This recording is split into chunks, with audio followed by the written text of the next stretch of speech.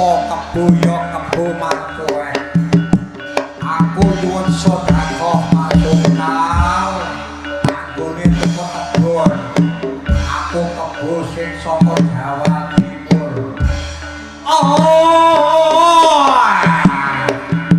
masukal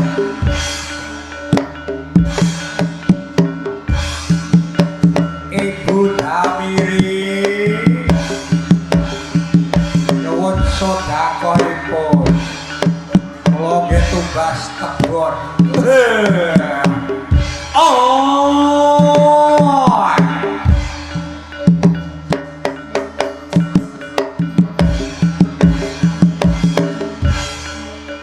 pasukan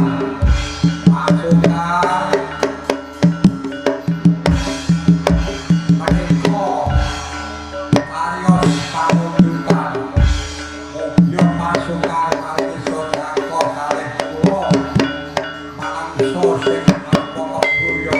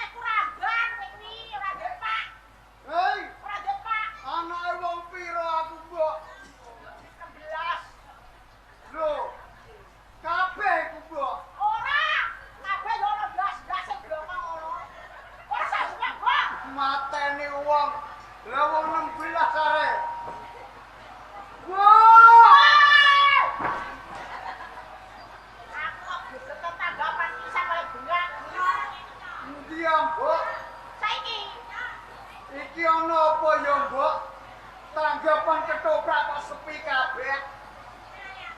Wes Le, ora gadah sesasi iki ndek 10 disukuri. Iwae tewel kok. Ora kecangkem. Mateni wong.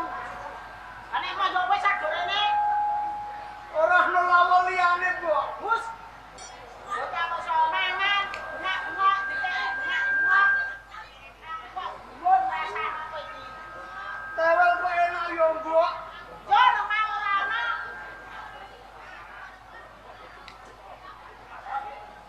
Sithik. Aja ditekno tenanan.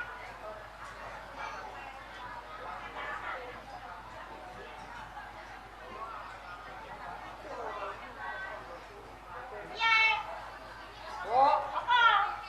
simbok lungguh kene. Aku lagi kene. Mau berak. Aku tak takon karo simbok. Yo.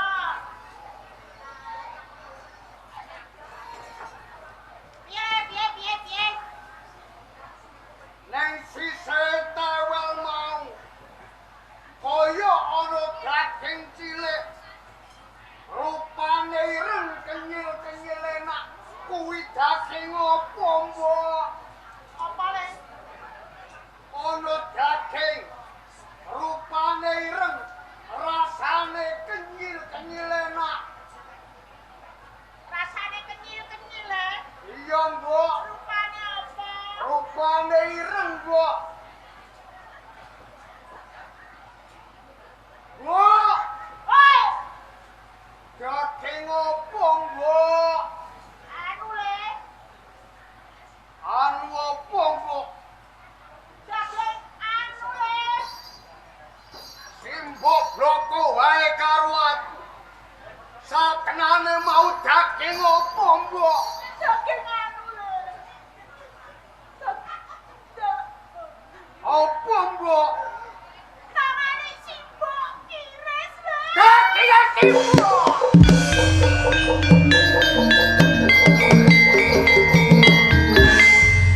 Oh,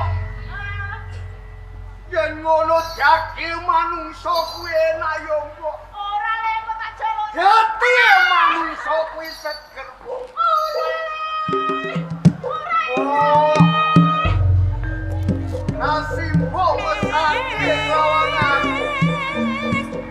Aku koyo daging manungsa. Piye, Mbok? Ojo yo le kok tak golekno iwak sapi. Iwak pitik sing akeh yo le. Oh. Awis aku ngrasake daging. Koyo ora daging sing enak. Kejaba daging manungsa. Ora. Hari simbok.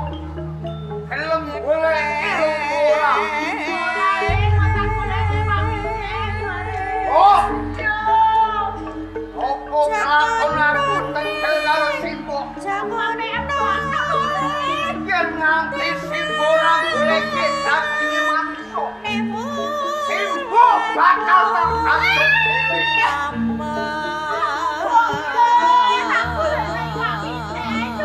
Aku ora idep. Jantung wis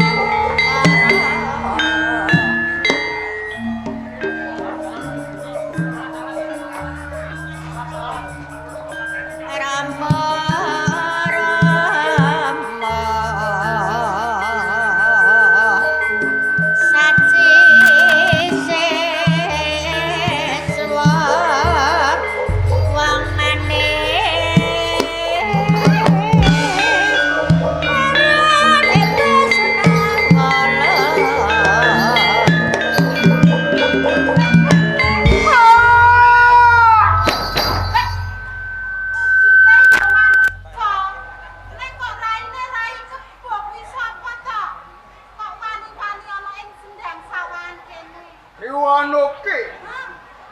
Aku Joko Mercu. Joko Mercu. Banjur sapa kowe? Aku Wulan, bocah saka desa Sawanten. Wulan.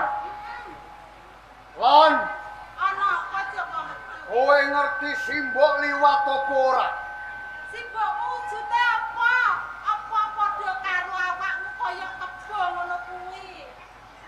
Simbokku menungso lumrah. Ora bedane kaya dening kowe. Aku miwit ana ing sendang kene urung ana wong liwat. Ya mong aku sawiji ana. Ora ana wong liwat. Yo sik arep ngapa lho? Lan, Hah? wetengku ngelalan. Lah nek nglayang kene mangan sego ta? Sego kudu awe yo lan. Engko tak sembelihno pitik. Aku ora doyan iwak pitik. Ndek, Aku ora doyan iwak bandeng. terus sing mbok goleki apa? Daging manungsa. Aku ora duwe daging menungsa. Lan, Hah? kandene papan kene Ana ora ana wong loro terus iki kowe. terus Manuto dadi tadah kula mangsaku lan. kok penak temen. Senajan to slirane wujute menungsa, sirahe kebo, kok penak menarep pangan aku. Are Golek kowe saliyane gelem apa kula. ora? Aku mau. Penara gambar udo paripeksa.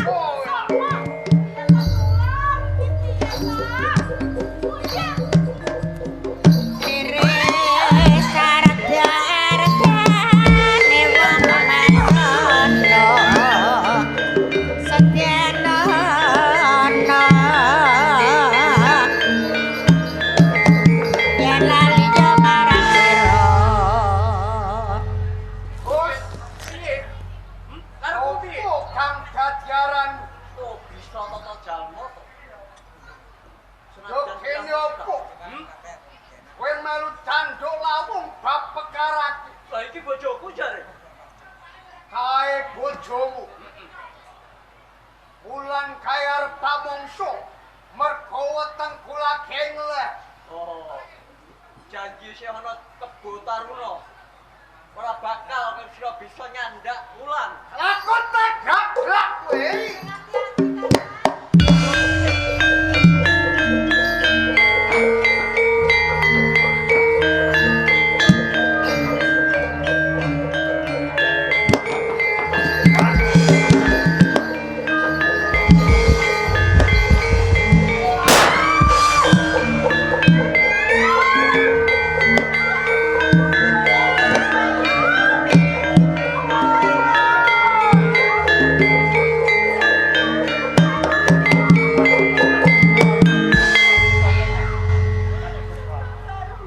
Tolong karo aku kuwi.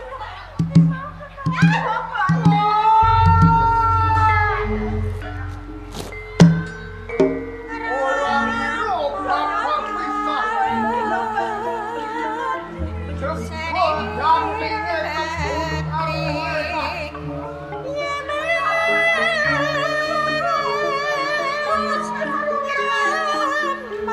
Yo kira kuat tegel karo bojomu. Mergo ora demane dadi tadah kula mangsaku.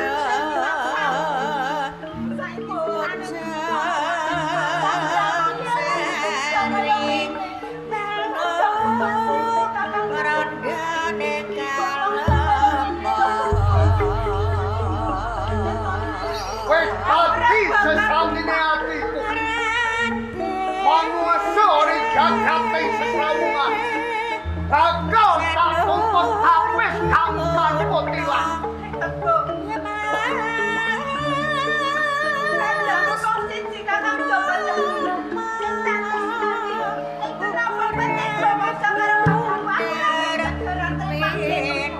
Yen kowe ora trimo arep ngopo?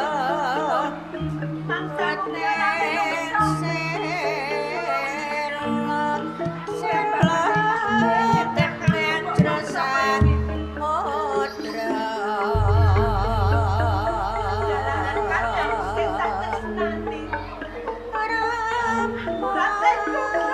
Sawise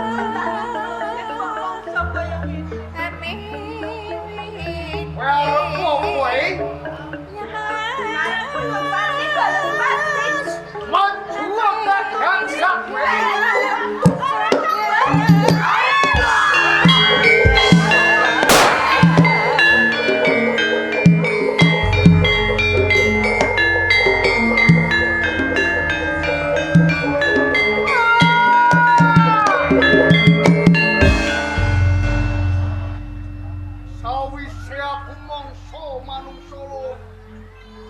Urung lega rasane atiku. Hei, bulan!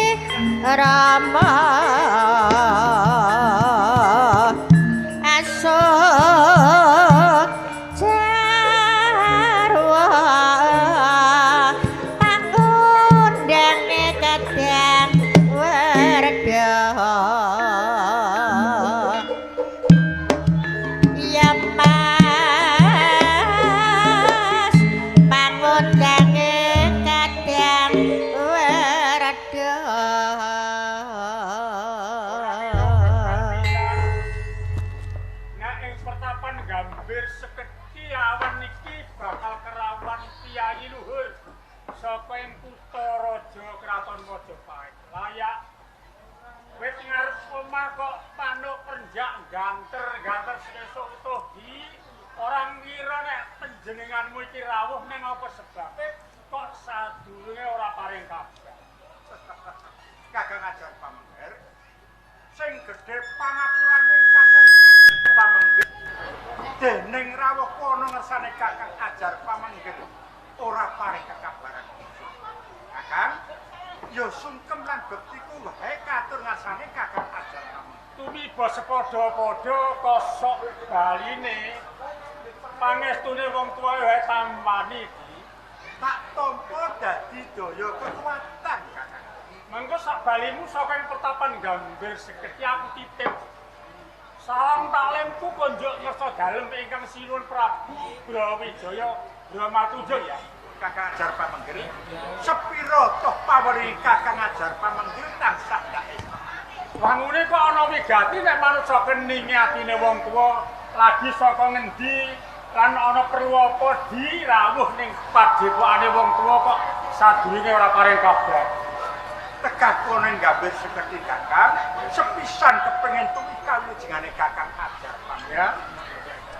Ndungkap jan keping sediaku Kakang. Kautus panjenengane ingkang Suwun Prabu Bramatuja ing Majapahit. Dimen ing dina iki ning Majapahit lagi ana wae geger sing diadani Bupati Brati sing wis pirang-pirang sowanan ora gelem sowan malah saiki niate dheweke kepengin mardika. Kabar kuwi sadurunge aku wis krungu. Ning ya pandungane wong tuwa ning aku ki ya kalbu perangane sesepuh ing Praja Kraton Majapahit anggon umuh nglawan ngarasane Hyang Widiwasa. Supaya Kraton Majapahit iki tentrem babya mulya ora ana alangan satunggal. Ning jero sambungane apa siagi rawuh ning pertapan Gambir? Kakang paribasan ora ana sing bisa ditalisi. Weteng luwe ora ana sing bisa menehi mangan. Kajaba Kakang Ajar Pamengger. Tegese Wanter dawuh timbalan dalem ingkang Suwun Prabu Bramatuja ing Majapahit dimen mintos royo marang Kakang Ajar supaya bisa ngrampungi bab perkara iki kan. ngene ya Di, selak mapan ora saguh durung karuan. Rene kan sira wis ngendika kaya ngono, ora ketang sak gaduke wong tua aku bakal sakyan. Mula kang saka kuwi selak dadi pangrantine Kang Sira Prabu. Kang Sira ndak keparai kondur wonten praja, mung aja lali taklimku konjuk kersa dalem Kang Sira. Kakang Ajar Pamengger, nyuwun pamit pangestune Kakang Ajar Pamengger.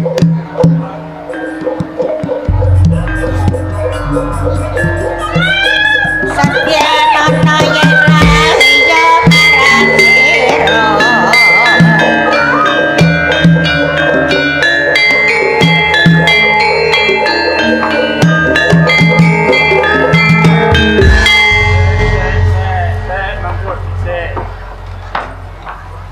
Iki lagi ana apa to Nyi kowe, ha? Adane kok ora tau kaya ngono. Kowe iki mau mendem apa piye? sampeyan niku pripun sampeyan niku lho sing marai kurang ajar anake kula niku sampeyan Tegese piye kok kowe teko-teko srengen maido karo wong lanang iki sing kok karepake piye? lho ngoten niku nek mboten ulang-ulangane sampeyan ora kedadian kados ngoten niku anake sampeyan niku Sapa sih? Joko metu niku ajeng mangan kula Hah? Kowe jan apa piye? Lah mbok nek kepeng rabi golek bocah wedok liyane, ora ngerti nek temboke dhewe karo dipangan edan po. sampeyan niku ampun ngerusik ah Lha tegese ngerti piye? Ya padha-padha, saiki dadi wong lanang ya. Nek kowe ngandhakake nek kowe arep dipangan karo anakmu nek jar aku bapake apa ora restu apa piye? lah wong kula niku awang ngurung bar sampeyan niku wis nyosor sik kok ngeten lho Joko mertu niku bar dolan terus sing ngeleh jaluk mangan bengak-bengok kula niku ribut utang beras lah beras niku wau nembe klomplongke kula tinggal ngiri sira mbok bawang brambang cabake niku bengok-bengok terus kula niku drijine ketut sithik Ngisi Brambang dijimu kuwi ketut wonten nggih bumbu mau. Terus kula paringe cabake ngoten niku ya lho wah iki apa kok inu rasane kenyil-kenyil ning rupane ireng lho ngoten niku lho ya yang ngono iki apa ora bingung li mikir dadi wong tuwa iki. Kok dijimu ki res? Takut bugon. Anake anakmu si Joko mertu dipangan. Rasane kenyil-kenyil enak rupane ireng. lah niku Terus takok tunggale nggih Mbok tunggale sing kenyil-kenyil iku mau yuk. terus sampean wae ibu lah niku mau terus tak jalukno iwak tak jalukno sembarang mboten gelem jaluk sing tunggale kenyil-kenyil tegese kepengen mangan daginge menungso. daginge menungso lah kula niku dikon golekno ning aku kok kula sampe dipangan dhewe Daginge mau tepan karo anakmu si Joko mertu. mateni Meja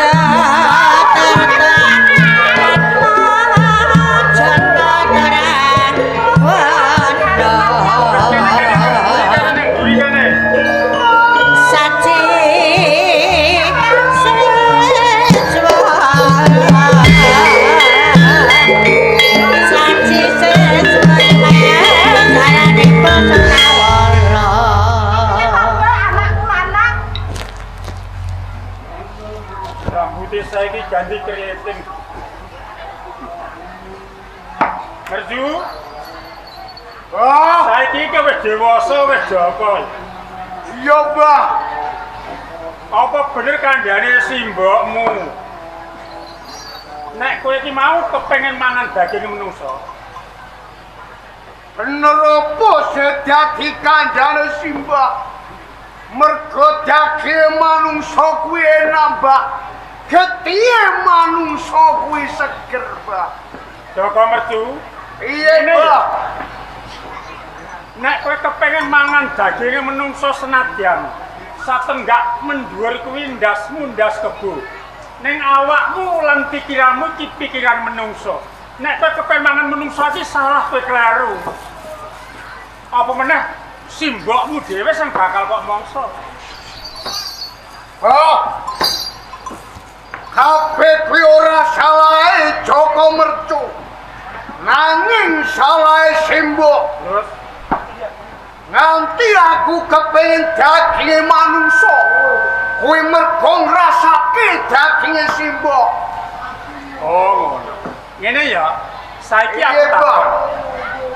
Ana batangan loro, pilihan boko siji.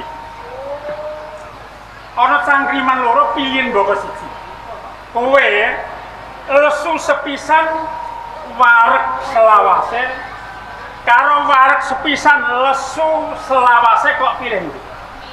Aku milih lesu sepisan nanging wareg selawase. Wareg selawase.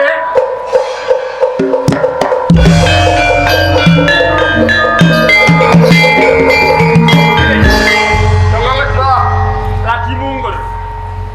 Pak Lekmu Haryo Jejetan sing saiki dadi senopati perang ing Kraton Majapahit iki mau lagi rawuh mriki. Paring kabar kelawan aku. Nek Kabupaten Granti lan Majapahit iki lagi tuwuh perang.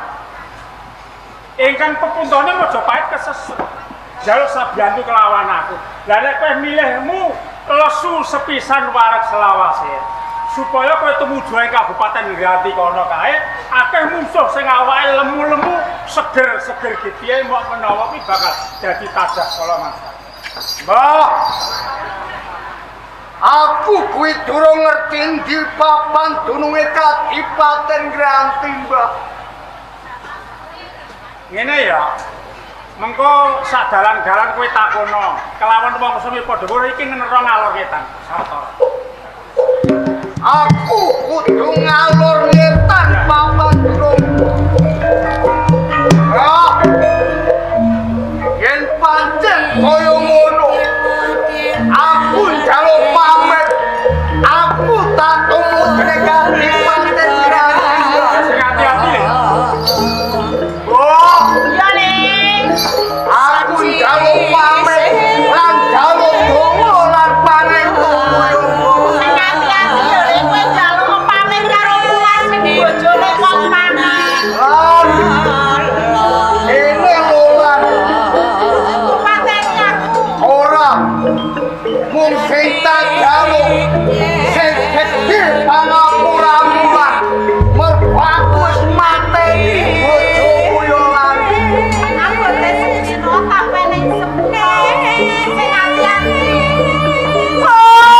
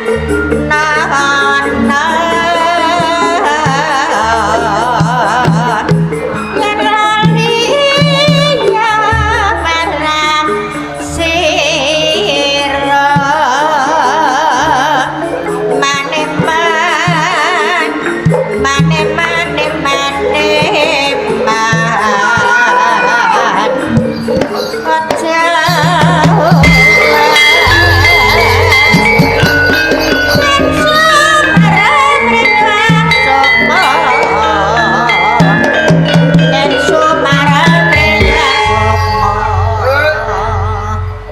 Aku tak takon yo Le. Apa iki dalan kang tumuju oleh Kadipaten Granti Le? Kowe ana satembung pitakon sing kepengin ngerti dalan sing teko Kabupaten Granti apa to mula kani? Aku kepengin ketemu manungsa kang aran Bandar Subali. Bandar Subali Hadipati ing Brati. Bener. Ditepungake aku, Oi Bupati dhewe.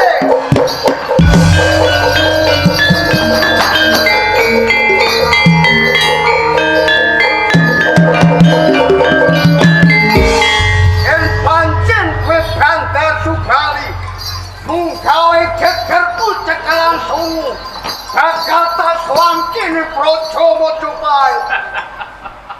Sadurunge kowe tetandingan kelawan aku, tenane kowe patutan saka ngilang sapa sing dadi asma. Aku Joko Mercu. Soko Gambir Seketi.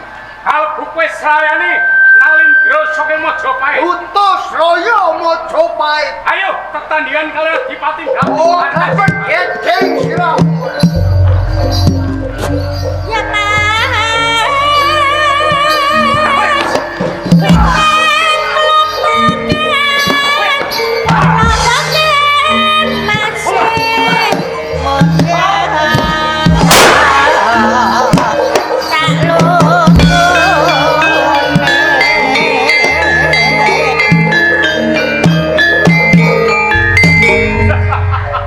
Ora tumono.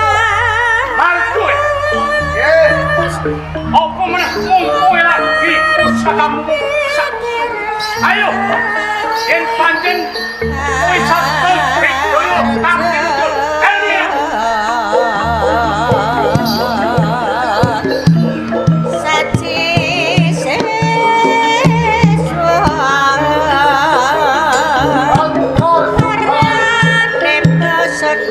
Untung kai malam.